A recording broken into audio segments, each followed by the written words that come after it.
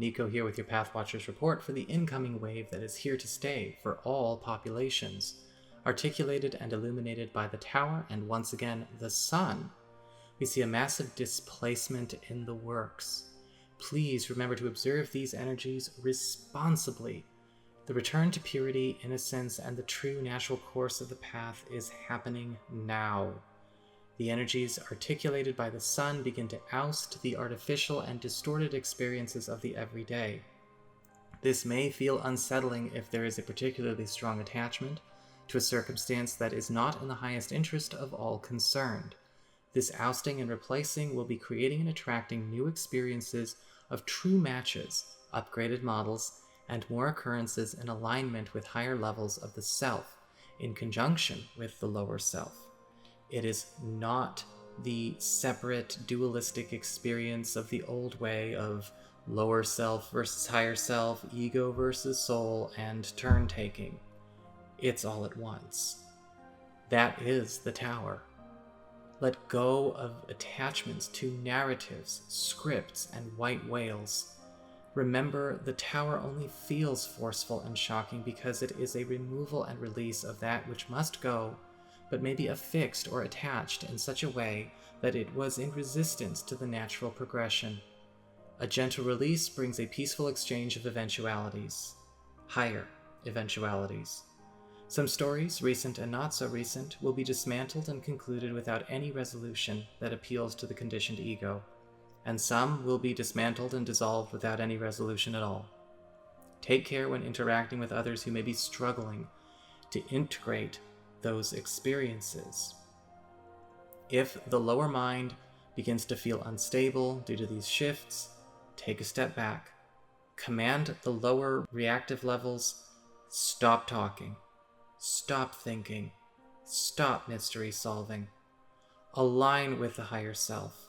Investigate the new. Don't dissect the old.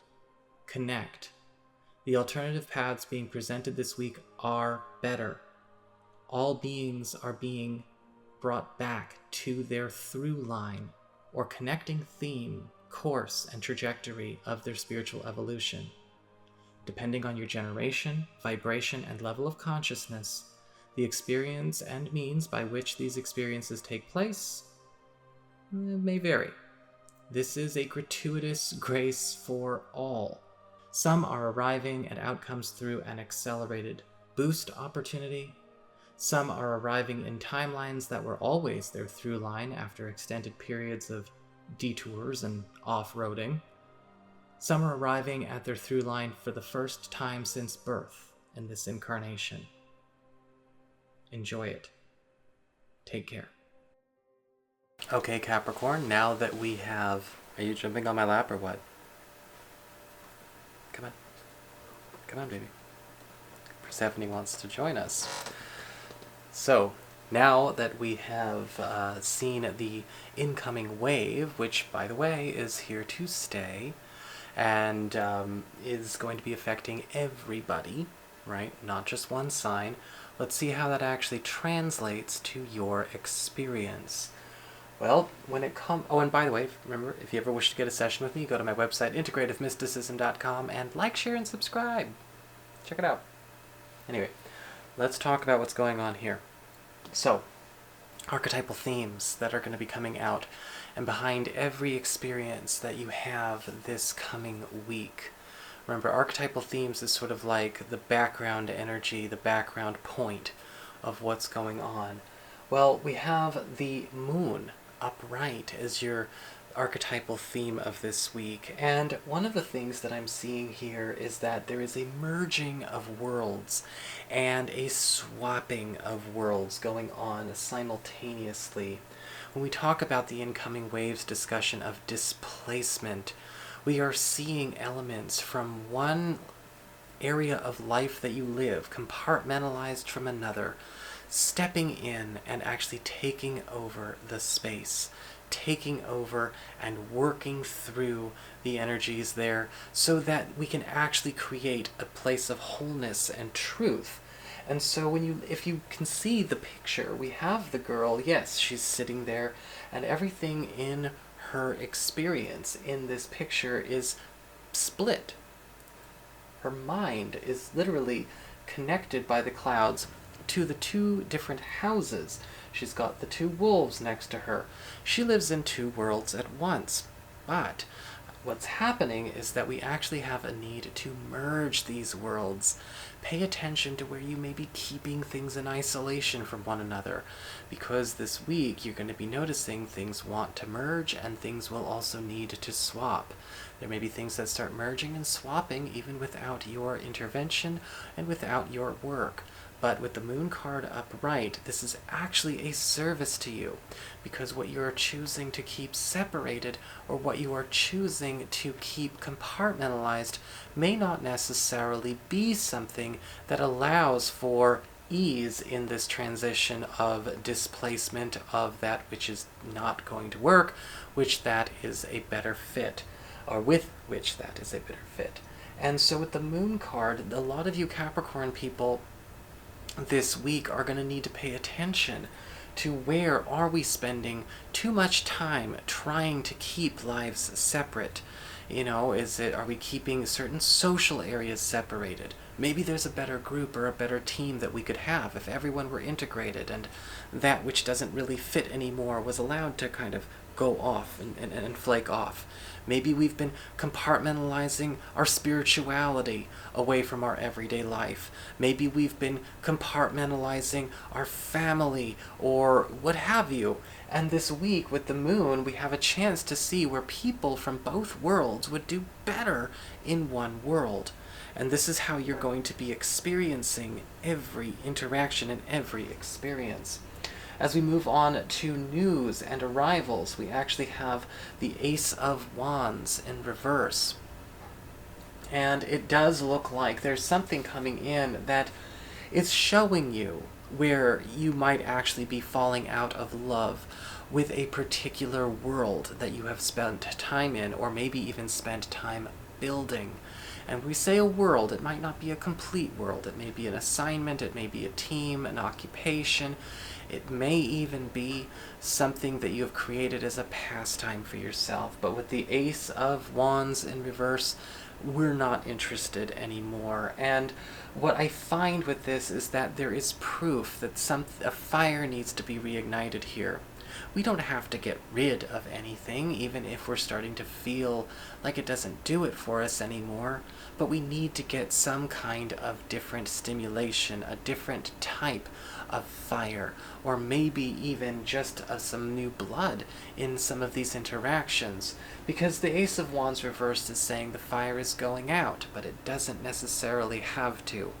This could absolutely apply to any kind of, platonic engagement that you have, social groups, certain friends, possibly even artistic, creative, or professional projects that don't seem to necessarily have the same kind of traction or the same appeal to you as they used to. Consider merging your worlds and you will see a difference. As we get to material and business concerns, we have the Eight of Swords upright. And the Eight of Swords is indicating something is stopped that really has no business being stopped. Something relating to maybe finances or, again, a professional goal or agenda. The Eight of Swords upright is giving the impression that the reason things are not going forward is because there is something happening in the external that we have invited. I'm feeling with the girl in the Eight of Swords upright, we've taken this situation on. But this is not you, which I find fascinating, because in a lot of cases, the Eight of Swords talks about us and where we need to wiggle out of our binds, cut our cuffs with the swords, and take off our own blindfold. But I'm feeling what's happening here is that this might be a dud that you have decided to adopt, a stray that you have decided to take in, not you. With the Eight of Swords, I feel as what is happening here is that this could be something that you wish you could have high hopes for, that you keep giving the benefit of the doubt, but it's not necessarily paying off. And with the Eight of Swords upright, it may be time to have a frank discussion or frank assessment of where this is not doing it for you anymore.